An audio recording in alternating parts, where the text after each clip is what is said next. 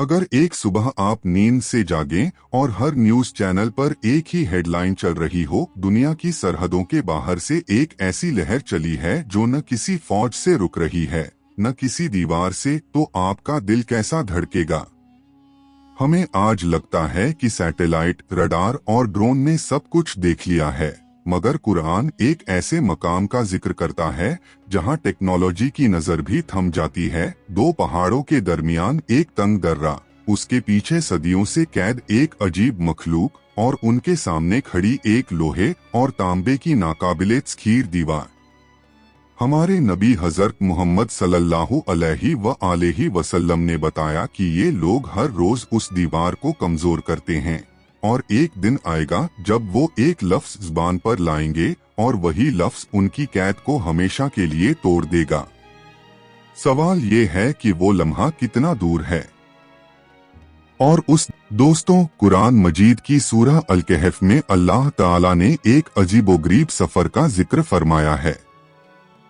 ये सफर किसी आम बादशाह का नहीं बल्कि उस शख्स का है जिसे कुरान जुल्करनैन के नाम से पुकारता है। अल्लाह ताला फरमाता है कि हमने उसे जमीन में कुव्वत दी और हर चीज का एक जरिया अता किया, यानी सिलसिलेवार फतह, वसीअ सरहदें, बेइंतहा वसाइल और साथ ही हिकमत व इंसाफ की दौलत। जुल्करनैन ने सिर्फ तख्त पर बैठकर हुकूमत नहीं की बल्कि मशरिक और मगरिब की सरहदों तक खुद सफर किए। जहां भी पहुंचे वहां अदल और अमन का निजाम कायम किया। कुरान बयान करता है कि उनका तीसरा सफर उन्हें बैन सद्दैन यानी दो पहाड़ों के दरमियान तक ले गया। वहां कुदरत ने दो बुलंद पहाड़ इस तरह खड़े कर रखे थे कि उनके बीच एक तंग दर्रा रह गया था। ये इलाका आम आबादियों से कटा हुआ, वीरानी और हिबत से भरा हुआ था।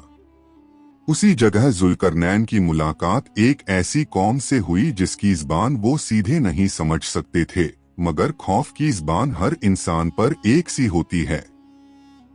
उनके चेहरों पर धूल, आंखों में दहशत और बदहवासी से किए गए इशारे साफ बता रहे थे कि वो किसी बड़ी मुसीबत में हैं। जब तर्जुमान के जरिए उनसे बात हुई तो उन्होंने दो पहाड़ों के बीच के खुले रास्ते की तरफ इशारा करके कहा कि हमारे और उस रास्ते के पार एक कौम रहती है, याजूज व माजूज, जो जमीन पर फसाद करती है, हमारी बस्तियों में घुस आती है, हमारी फसलों को बर्बाद कर देती है, मालमवेशियों को नष्ट कर देती है और लोगों के लिए जिंदगी तंग कर देती है। ऐ जुल्करनैन, क्या आपके लिए ये मुमकिन है कि हम कुछ मालो दौलत जमा करके आपकी खिदमत में पेश करें और आप हमारे और उनके बीच एक मजबूत रुकावट बना दें? यहाँ जुल्करनैन का ईमान और अखलाक सामने आता है। उन्होंने उस जमा की हुई दौलत को देखकर भी फरमाया, जो कुछ मेरा रब मुझे दे चुका है वो तुम्हारे माल से बेहतर है। मुझे तुम्हारी दौलत नहीं, तुम्हारा ताउन, मदद चाहिए। यानी अमन और अदल वो नेमते हैं जिन्हें सिर्फ सोने चांदी से नहीं खरीदा जा सकता, उनके लिए नियत और मेहनत भी चाहिए।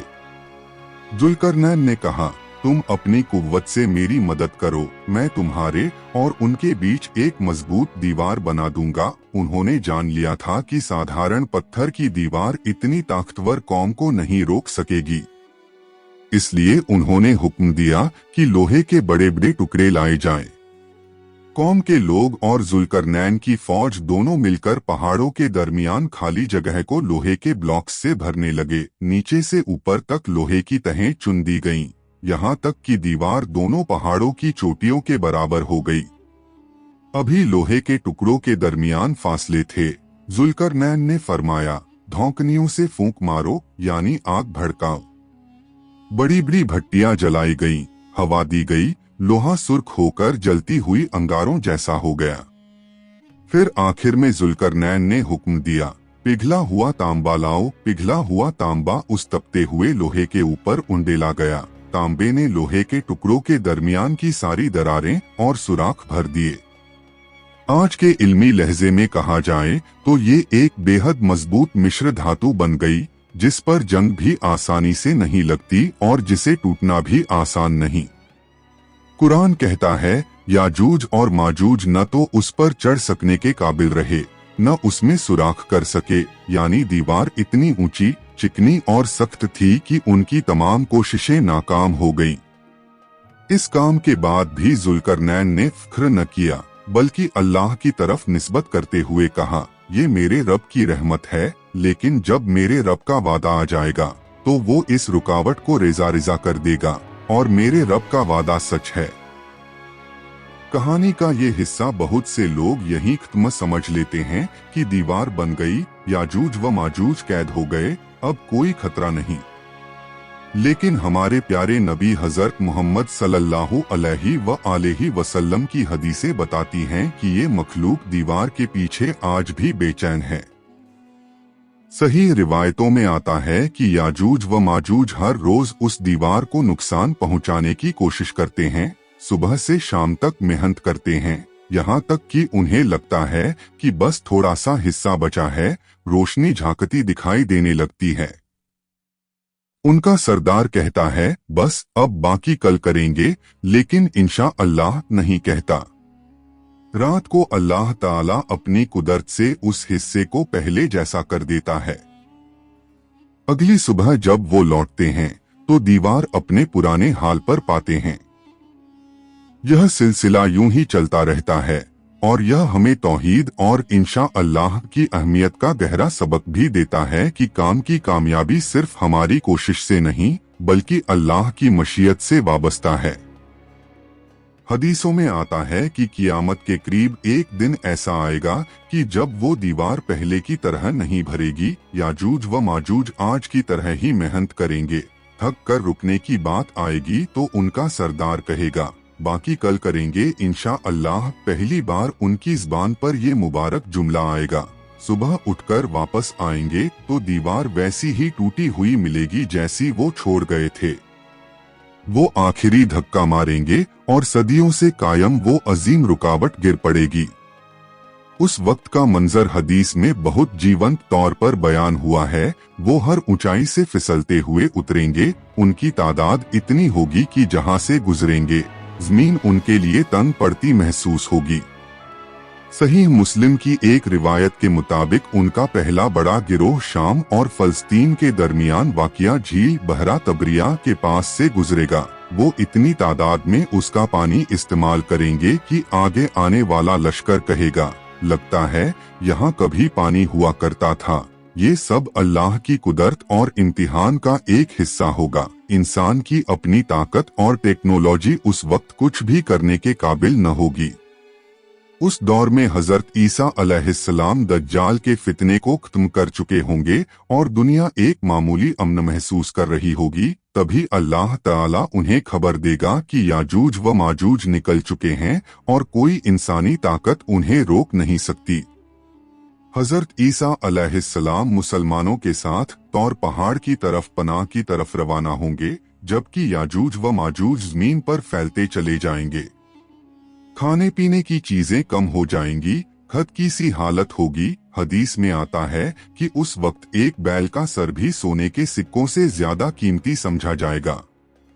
उस कठिन दौर में हजरत ईसा अलैहिस्सलाम और उनके मोमिन साथी गिड़गिड़ाकर अल्लाह से दुआ करेंगे कि ए हमारे रब, हमें इस आजमाइश से राहत दे। अल्लाह ताला उनकी दुआ को कबूल करेगा, लेकिन किसी जाहिरी हथियार से नहीं। वो अपनी एक निहायत छोटी मखलूक के जरिए इस खतरनाक जमात को खत्म कर देगा।